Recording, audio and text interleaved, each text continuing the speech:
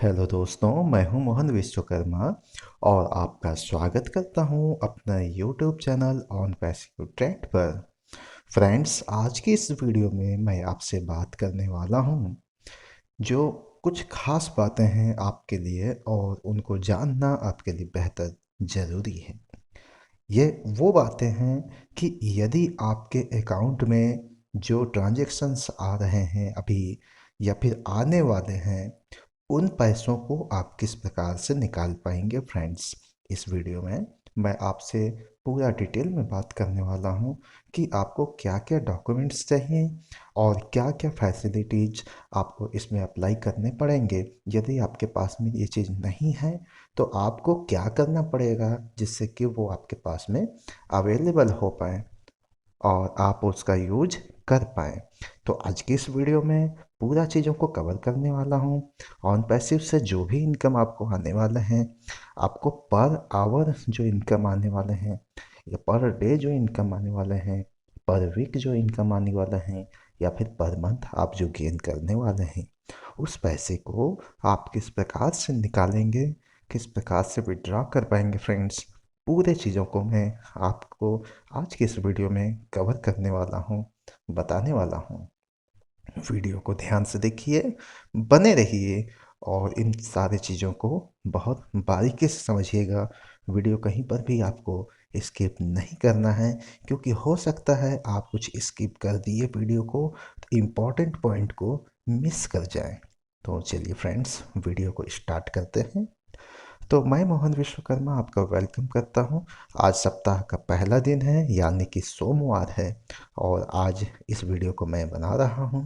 ये वीडियो हो सकता है कि आप फ्यूचर में कभी भी देख रहे हो, लेकिन आपको क्या क्या बेनिफिट होने वाले हैं, ये बेनिफिट आपको फ्यूचर में, प्रेजेंट में अच्छे तरीके से होने वाले हैं, क्योंकि इसमें मैं उन सारी बातों को कवर करने वाला हूँ जो कि आपको जानने बहुत ही ज़्यादा ज़रूरी। चलिए फ्रेंड्स, समझिएगा वीडियो में। फ्रेंड्स, जैसा कि आप लॉगिन करते हैं अपने इकोसिस्टम में, और इकोसिस्टम में लॉगिन करने के बाद में आप स्पष्ट रूप से देखते हैं कि आपको वहाँ अभी जो दिखाई देता है वो 10 क्रेडिट्स आपके अकाउंट में, मतलब कि आपके वो वॉलेट में, उसमें आपको इंक्लूड दिखाई देते हैं। लेकिन इस पैसे को अभी आप तो निकाल नहीं सकते, ना ही अभी इसमें कोई ट्रांजेक्शन्स कर सकते हैं। क्यों? क्योंकि ये आपको एज ए रिवार्ड अभी मिला हुआ है जो आपने इन्वेस्ट किया था। अच्छा, आपने इन्वेस्ट कितना किया था उस समय? $97 किए थे। आदि आपको याद ना हो तो आपको मैं मतलब याद दिला दूं कि आप $97 इन्वेस्ट किए थे, प्लस 5%, या कहने का मतलब $5 जो है वो आपने एक्स्ट्रा इन्वेस्ट किया था, जो कि आपका एज ए टैक्स था। तो आपने कुल मिलाकर के 102, मतलब $102 इसमें इन्वेस्ट किए हुए थे।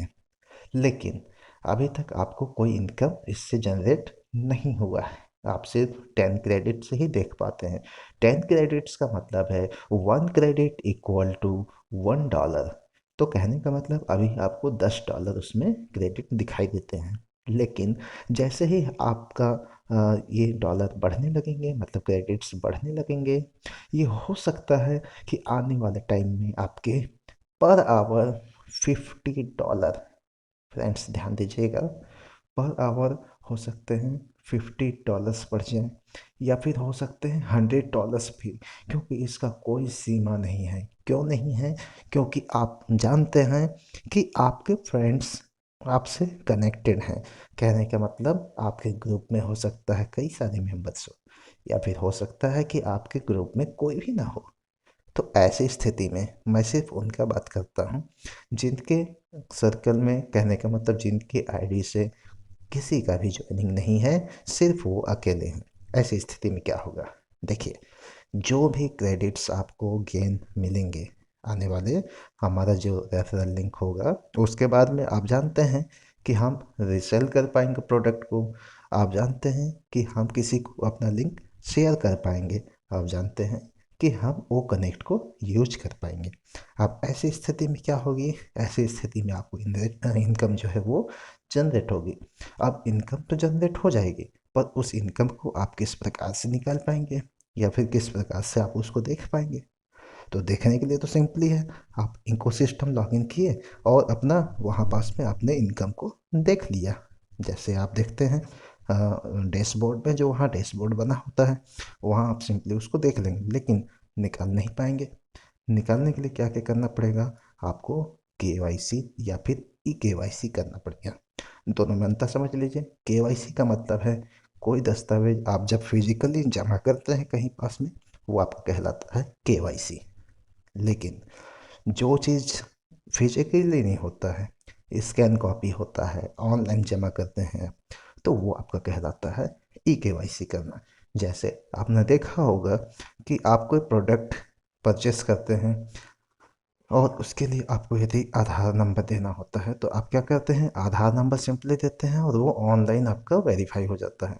या फिर आपने देखा होगा कि कोई दस्तावेज जब आप तैयार करवा रहे होते हैं, तो आप सिंपली वहाँ क्या करते हैं, अंगूठा लगाते हैं, जिससे आपका आधार नंबर से आपका वेरिफिकेशन हो जाता है। तो ये जो प्रोसेस होती है इसको हम बोलते हैं ई केवाईसी, मतलब ये ऑनलाइन वेरिफिकेशन की प्रक्रिया होती है। तो ये चीज़ आपको कर लेना पड़ेगा। अब इसमें क्या क्या लगेंगे आपके? एक तो आपका आधार नंबर लगेगा, मतलब आधार कार्ड। और दूसरा क्या है आपका, आप जैसे इनकम लेने जा रहे हैं, तो आपको पता है कि जो भी इनकम हम लेते हैं उसका हमको टैक्स देना पड़ता है गवर्नमेंट को। तो टैक्स कैसे देंगे आप? उसके लिए आपके पास में पैन नंबर, मतलब पैन कार्ड होना अनिवार्य है। यदि आपके पास में पैन कार्ड नहीं है या पैन नंबर नहीं है, तो आप जल्दी से कोई फॉर्म भर करके और उसको ऑनलाइन भी अप्लाई कर सकते हैं। या फिर आप जिस शहर में रहते हैं वहाँ पास में नज़दीकी में पता कर लीजिएगा कि पैन कार्ड कहाँ बनाई जाती है। आप सिंपली वहाँ पास में अपना आधार नंबर लेकर के चले जाइए, एड्रेस वेरिफिकेशन हो जाएगा, उसके बाद फिर कुछ दिनों में आपका पैन नंबर बन के आपके एड्रेस पे आ जाएगा। लेकिन एक चीज़ इसमें ध्यान देने वाली बात है, ये सारी चीज़ तो बन जाएंगी, लेकिन इसमें क्या होगा, एक रूपता होनी चाहिए। एक रूपता क्या चीज़ की होनी चाहिए? मतलब आप आधार नंबर, पैन नंबर या फिर जो भी दस्तावेज आप जमा कर रहे हैं, या फिर आपको बैंक अकाउंट नंबर का जो पासबुक है, उन सभी चीज़ों में आपकी एक रूपता नाम में होनी चाहिए, आपके डेट ऑफ बर्थ में होनी चाहिए, आपके एड्रेस में होनी चाहिए। तभी तो आपका अकाउंट में पैसा ट्रांसफ़र हो पाएगा। यदि आपका ये भिन्नता है, यदि आपका नाम कहीं पास में कोई अक्षर छोटा हुआ है, कोई स्पेलिंग मिस्टेक है, या पता आपका सही नहीं है, या पैन नंबर आपने कहीं पास में दिया और कहीं दूसरे जगह में पैन नंबर जो संख्या है वो दूसरी है, तो ऐसी स्थिति में क्या होगी, आपका ट्रांजैक्शन आप देख तो पा रहे हैं इसमें, और पैसे में आपका जो इनकम जनरेट हुआ, लेकिन उसको निकालेंगे कैसे? क्योंकि एकरूपता नहीं है। तो पहले आप एकरूपता कराइए। अब एकरूपता में हो सकता है जो आसान प्रोसेस हो, यदि आपको लगता है कि आधार नंबर में मुझे अपना जो मॉडिफिकेशन है, जो एडिट कराना है, वो आसान लगता है, तो आप आधार नंबर को सुधारवा लीजिए। आपको लगता है कि नहीं, पैन कार्ड में सुधारवाना आसान है, तो उसको सुधारवा लीजिए। कहने का मतलब ये सारे दस्तावेजों को आप सही कर लीजिए, तभी तो आप इसका यूज कर पाएंगे। दूसरा चीज़, इस पैसे को आप कैसे ले पाएंगे, ये प्रक्रिया मैंने बता दी आपको। अब इसके बाद फिर ज़रूरत पड़ती है कई चीज़ों को इन्वेस्ट करने का, ट्रांजेक्शन्स का। आप प्रोडक्ट कैसे इसमें खरीद पाएंगे? प्रोडक्ट को खरीदने के लिए आपके पास में क्रेडिट कार्ड होना चाहिए। क्रेडिट कार्ड एक ऐसी सुविधा है जिसमें आपको कई सारी चीज़ बाय डिफ़ॉल्ट एक्टिवेट रहते हैं। कहने का मतलब, आप क्रेडिट कार्ड से डॉलर में ट्रांजेक्शन्स कर सकते हैं, और आप देखते हैं कि हमारे जो प्रोडक्ट्स होते हैं वो डॉलर में ही दिखाई देते हैं। आपके पास में यदि डेबिट कार्ड है तो डेबिट कार्ड का यूज भी आप कर सकते हैं, लेकिन उसमें कई सारे नियम एवं शर्तें होती हैं। कहने का मतलब, डेबिट कार्ड से जब आप ट्रांजैक्शन करते हैं तो आपके बैंक के द्वारा उसमें ट्रांजैक्शंस अप्लाई है कि नहीं, आपकी फैसिलिटी है कि नहीं, जिससे आप इंटरनेशनल प्रोसेसिंग कर सकें। यदि नहीं है तो आप जल्दी से एक आवेदन लिख करके अपने बैंक के मैनेजर से संपर्क कर लें, जिससे कि आपके कार्ड पर वो फैसिलिटी चालू हो जाए, जिससे कि आप इंटरनेशनल ट्रांजैक्शंस कर सकें। इस चीज़ को ध्यान दीजिएगा। क्यों? क्योंकि ये बहुत ज़्यादा अनिवार्य है। वैसे मैं कहूँगा कि यदि आप डेबिट कार्ड यूज़र हैं तो आप उसके जगह पे क्रेडिट कार्ड ले लें, सबसे अच्छा सुविधा है। नहीं तो आप अपने डेबिट कार्ड पे वो फैसिलिटी चालू करवाएं जिससे कि आप डॉलर में ट्रांजेक्शन्स कर सकें, इंटरनेशनल ट्रांजेक्शन्स आपकी हो सके। तो फ्रेंड्स, मुझे लगता है मैंने इस वीडियो में आपको सारी बातें समझा दी हैं कि आपको ऑन पैसिव से जितना भी गेन हो रहा है उसको आप किस प्रकार से एक्सेस कर पाएंगे। तो मैं मिलता हूँ आपसे अपने नेक्स्ट वीडियो में, तब तक के लिए आप अपना ख्याल रखिए। जय ऑन पैसिव।